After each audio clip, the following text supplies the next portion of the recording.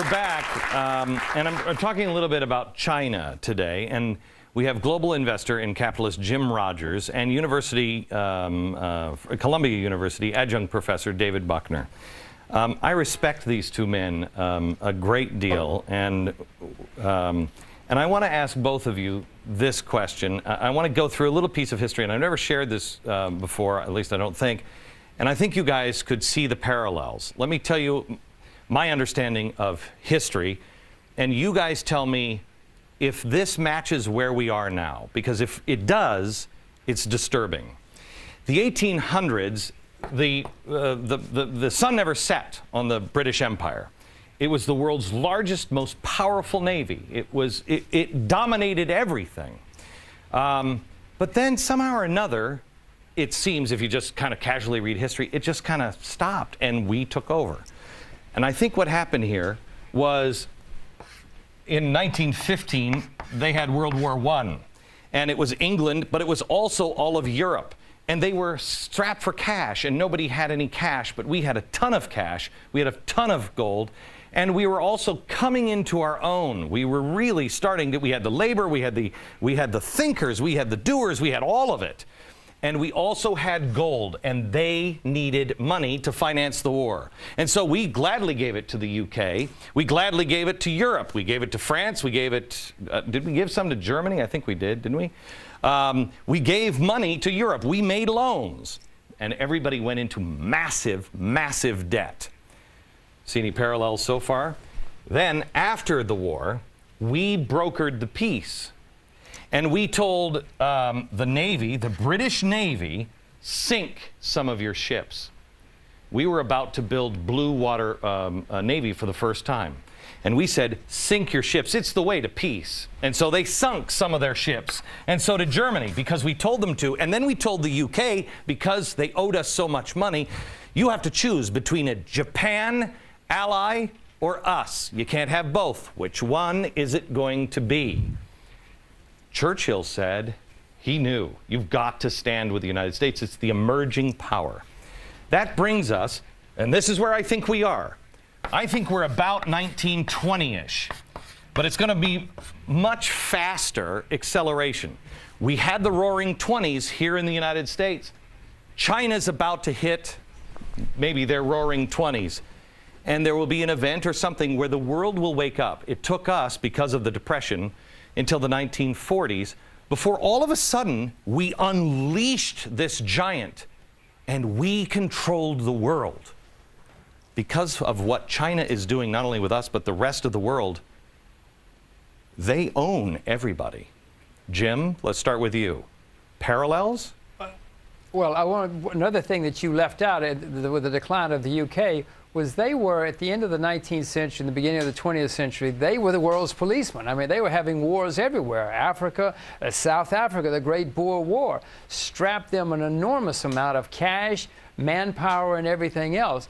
So they were already on the road. They were already declining by the time the First World War came along, and they were already deep in debt. It's true that in 1918, everybody thought they were the richest and most powerful country in the world, but they were already weakened from within and on the decline. Right, and they owed us money. We had all the capital in the world. The parallels, yes, David, now on that to China. China just said, I think it was this week, that China said, here's what's going to happen. Don't worry, Europe. You don't have to worry about anything, and because we'll bail you out. They're going to finance what's happening in Europe. Well, it's analogous to the piece that you've identified there, but I think there's even a second part to that.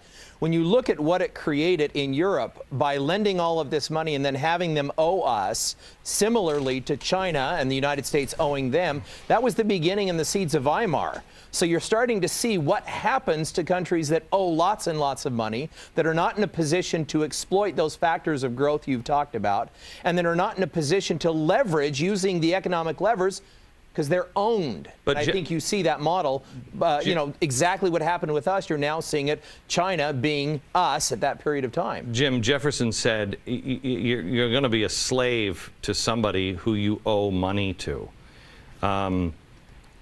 Is that commercial? Throughout history, throughout history, thinkers and visionaries have said, you go deep into debt, you're going to have a problem. No country in world history has gotten itself into our position, i.e. huge debts, and gotten out without a crisis or a semi-crisis. Again, I don't like saying it, but read history. Nobody gets out of something like this without a problem. Okay, so now let me go there, because I want to start right what Jim said, but on the positive side. So you guys are big thinkers. You consult people all around the world. You get it. Now tell the American people, okay, so here's what we have to do. If you want to change history, if you don't want to be a repeat of history, here's what you have to do, and we'll do that next.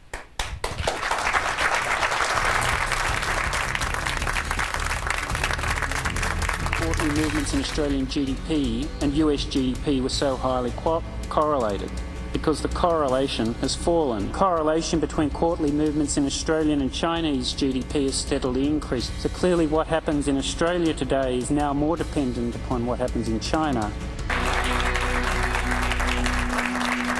Back with global investor and capitalist Jim Rogers and Columbia University adjunct professor David Buckner. Jim, I want to start with you. You have a forum now to talk to the average American person. What do they do? What do they, because they're not global whatever. What do they do? The average American has got to start with education of their children and grandchildren.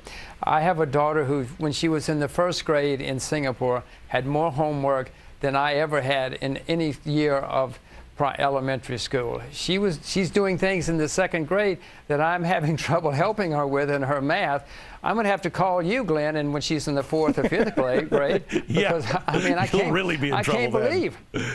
can't believe what they're demanding of her. It's very rigorous, it's very demanding, and all these kids are working their heads off. She's in the second grade.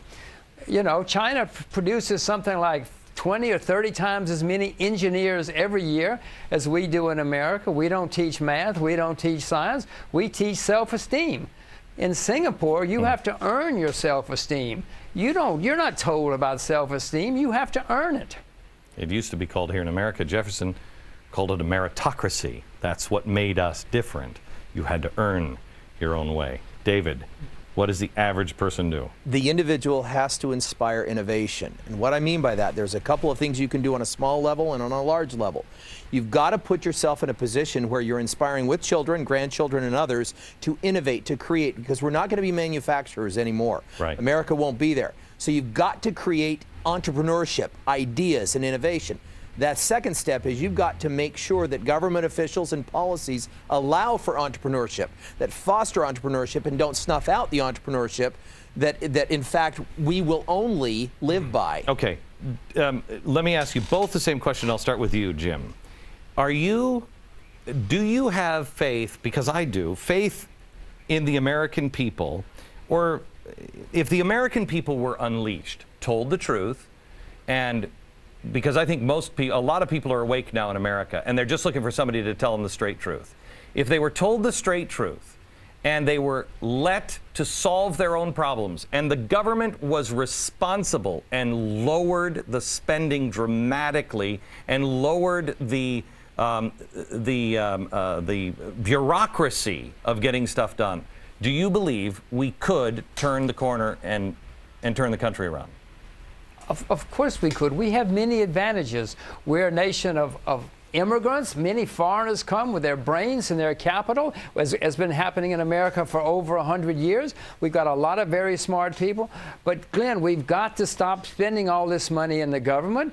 We're running up gigantic debts. You have to change the tax code to encourage saving and investing instead of huge consumption. Okay. Nobody ever got rich consuming. You get rich saving and investing. They will tell you, they're a devil's advocate. They will tell you, Jim, that if we stop spending, then the economy stops, because we are I mean, President Bush said, hey, you want to help the country? Go out and spend. That's a nightmare. But they'll say that if you do that, then the economy will stop, and then we're in real trouble, and we have the Great Depression.